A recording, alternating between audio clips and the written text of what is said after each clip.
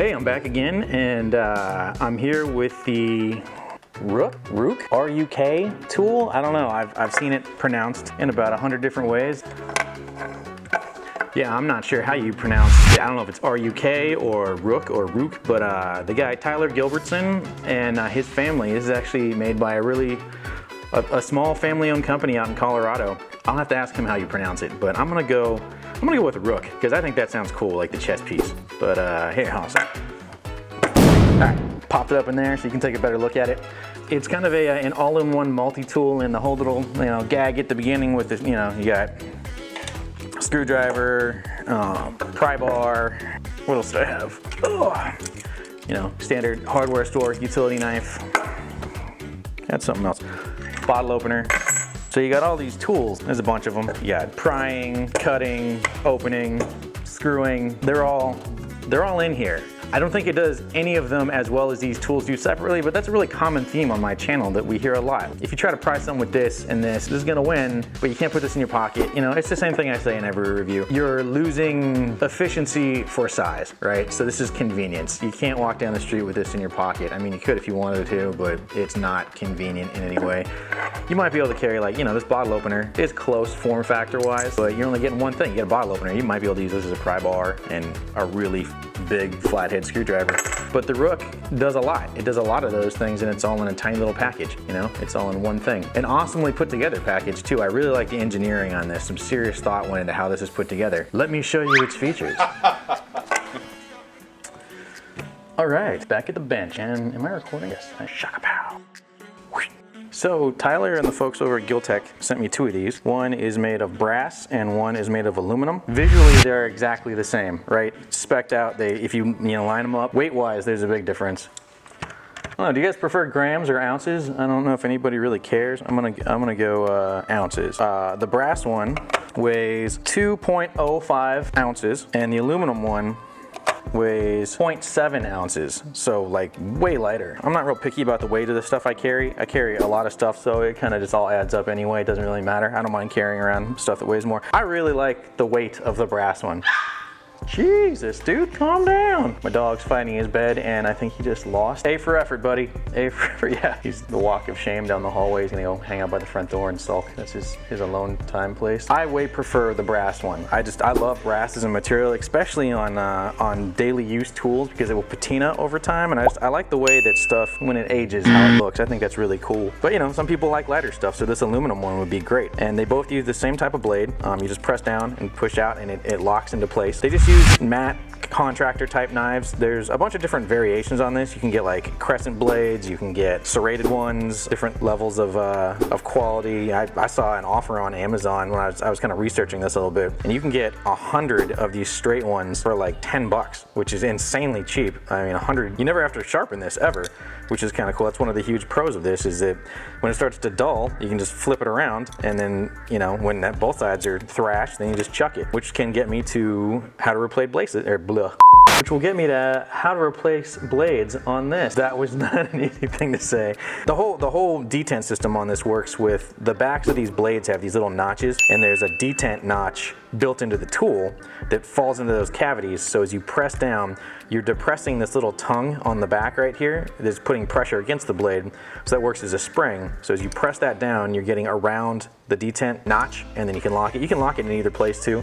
So you can either lock at this distance, so the blade's out this far, or you can lock it at this distance. Replacing blades in this is extremely easy. You don't have to take anything apart, it doesn't have to disassemble. You just press down, and then in the top, there's 2 steps to this slot right here, right? So as you're pressing down here, you press up, pull up, and it just slides out just like that. Super simple to get the blade out of here, and then you could flip it over, you can switch it to the other side. The folks over at GIL-TEK sent me this silver one and the brass one, and then this black one and the black one. It looks cool, it's all stealthy, but I actually think that the black one looks cooler in the brass one. So if I switch this out, bam, like that, and I think that looks pretty sweet right there. But that's, you know, that's another pro of this platform, is it like it's very easily user adapted, right? So you can very easily on your own change the color of the blade, the style of the blade, whatever, with no tools, just bare hands. You just take the thing and slot it in. Just be careful, you know, you are handling a very sharp razor blade, but yeah, and then it's in. And you know, you don't have to tighten anything, you don't have to adjust any kind of pivot, you don't have to adjust a detent, it's just good to go right there,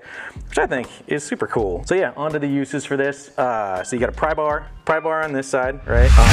Right here, tucked away in this little crevice, you have what could be used as a string, or you could probably use this as a wire stripper to take rubber sheathing off wires, anything you want that'll fit in there. But basically that way you don't have to deploy, basically that way you don't have to deploy the blade, right? So as it's, you know, you pull it out of your pocket or wherever it is on you, you know, take it out, not in my face. There we go. Using that space, you don't have to open a blade or anything. You can just slot whatever you want to cut through there and you're good to go. But, and you got a bottle opener on the front, which works great. I did a little research on that and cracked open a couple cold ones. As the great Sean White would say, I'm talking about Mountain Dews, baby. Wait a minute, drinks, you're 19 years old. Yeah, I'm talking about Mountain Dews, baby. I don't think they make Mountain Dew in bottle opener bottles anymore. They're all twist offs, even in cans. That sucks. Can't use this on that. You could puncture the plastic bottle and drink it through the exploding soda slot. And right here you got this little hex driver, so a bit will slide in here just like that. And now you have torque, you know, you can use it as a handle if you had to really like crank in on something, if you wanted that extra, you know, leverage. You got a good amount of ergonomics on here.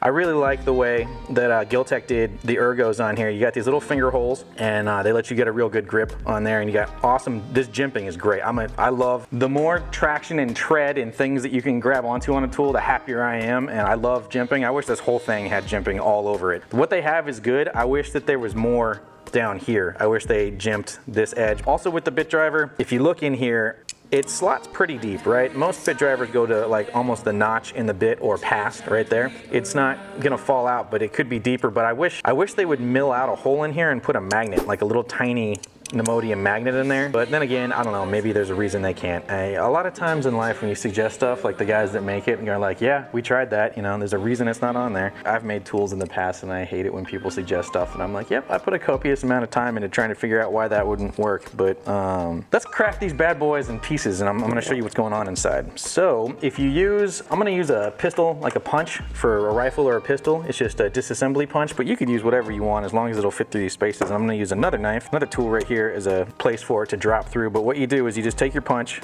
you push through like that, and they're out. And there's these really tiny little plastic like dowels almost that fit in there. And the reason he did that is, well, when I take it apart, you'll see. Actually, you know what? So when you do this, be careful because you have a sharp blade in there. So take the blade out.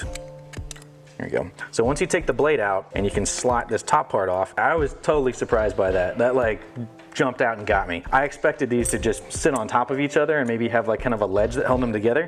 It's super cool. There's actually like a dovetail rail system in here that I was not expecting at all. And if you look really close, so there's a little rail right here, and they slot in to corresponding rails. That's some seriously precise engineering right there. Those are extremely tiny rails, and if it was bad, this thing would jiggle all over the place, but like when you have them together, it's almost impossible to tell that they're two pieces.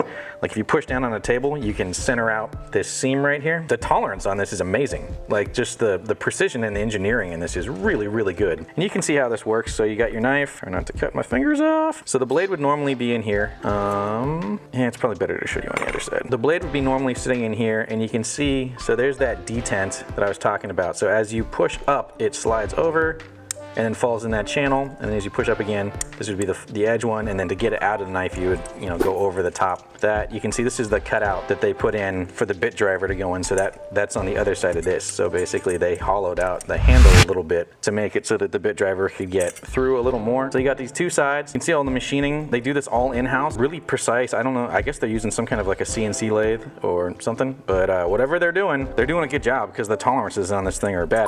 And I'm sure if you like to fiddle with stuff like I do, one of the first things you thought about when you saw those is, okay, if all the pieces are the same, then could you do this?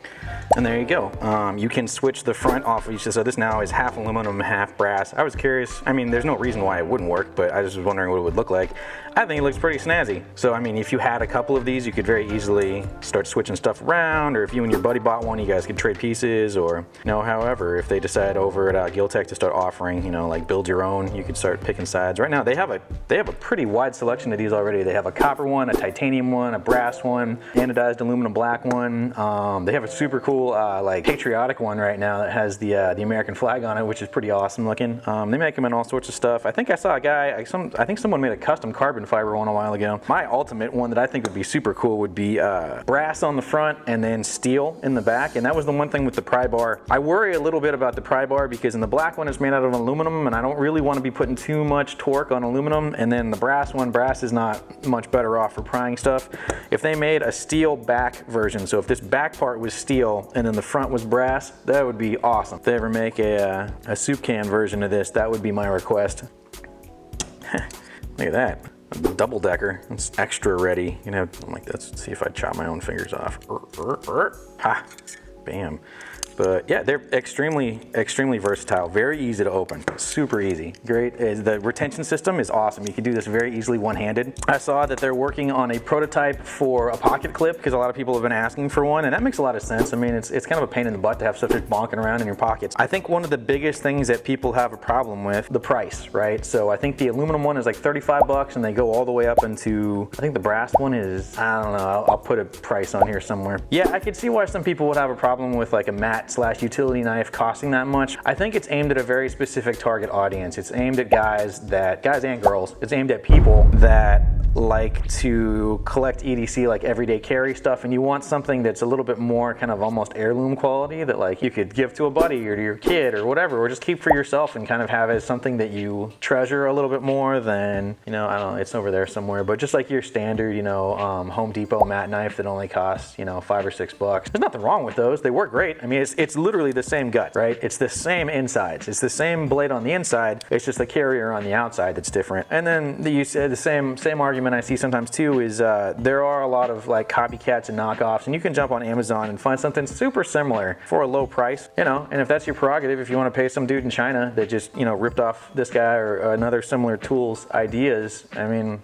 if your main focus is saving money, then, there's nothing wrong with that, I guess. If that's what you want, if you want to support an American business and a family that's working hard to design a quality tool, then throw down the extra money. I mean, how many of these are you going to buy a year? But that's my personal preference. I don't mind spending more on something that I know someone worked hard on, and I think that comes from being someone that likes to make things myself. Like, I know how hard it is to sit down there and I know, like, 30 bucks for one of these seems like a lot. In retrospect, that's hours and hours and days of a dude sitting there and pondering over this problem and revising it and working on it.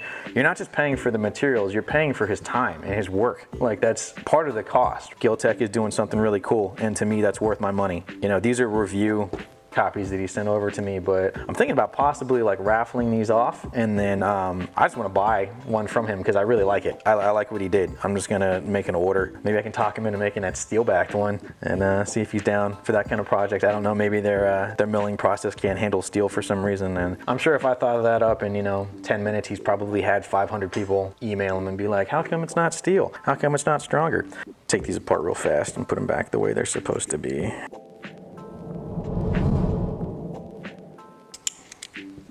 Bam! You can see how fast you can assemble and reassemble these. I guess his first version actually had torque screws holding the whole thing together, like 4 of them, and they were having a problem with the blade runs so close to where the screws are, the blade was hitting the threads on the screws, so by putting those plastic inserts in there, the blade's coming in contact with the plastic and it's not jacking the blade up, which is smart, and it makes it super easy to take these apart, which I think is super cool. Like, I like that you can disassemble them so quickly.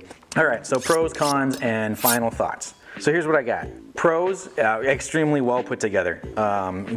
Great tool.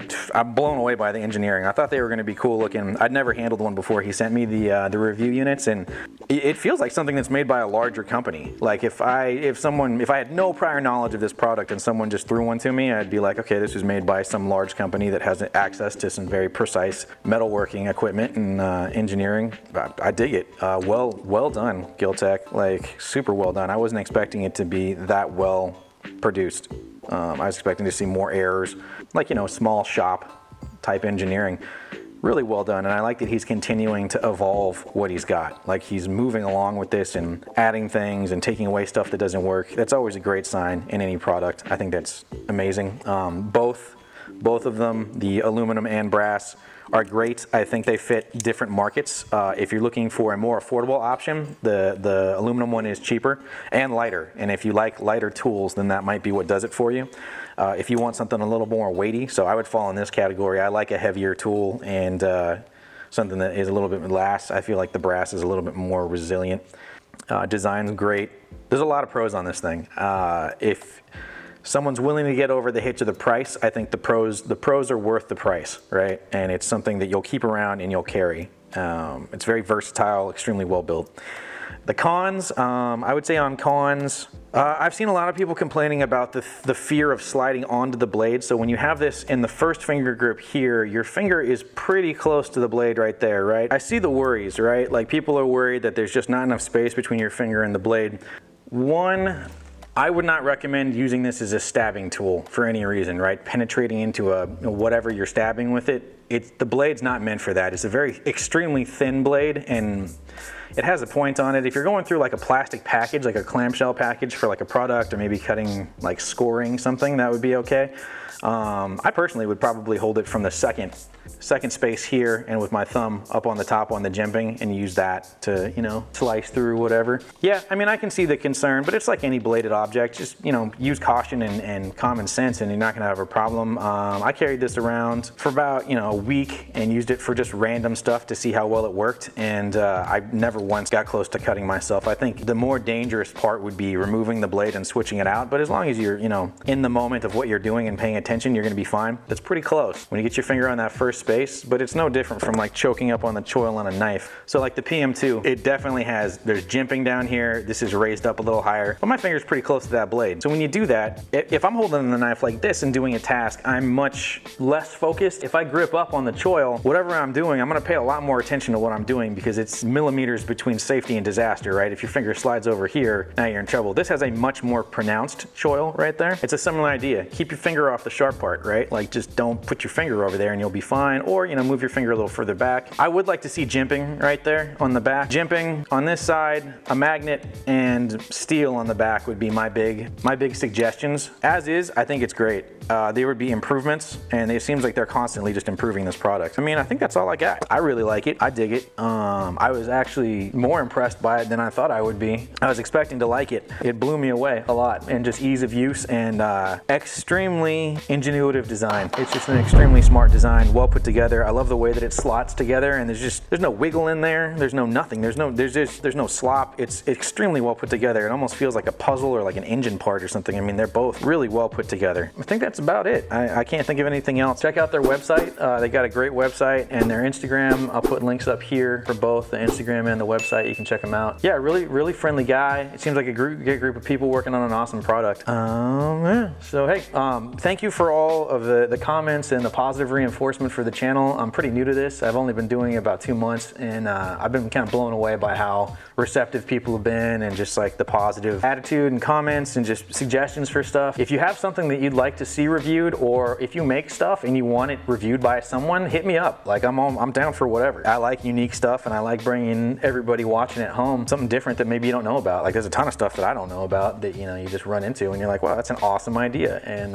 it really, I'm jazzed to be able to bring stuff to you guys, like to be able to bring things to you that you don't know about, and it's just cool having that opportunity. So if you make stuff, if you know someone that makes stuff, you know, shoot them my way. But let me know that you're interested. I've had a ton of people reach out to me and offer to send me stuff to review, so that's awesome. Thank you to everybody who's been supportive of sending me stuff to check out, and hopefully it brings more business to you guys too. So that's, you know, a double win in my opinion. Keep following along with what I'm doing, and I'll keep trying to find stuff that makes your day more interesting. But good deal. All right, thanks for tuning in, and I'll catch you next time.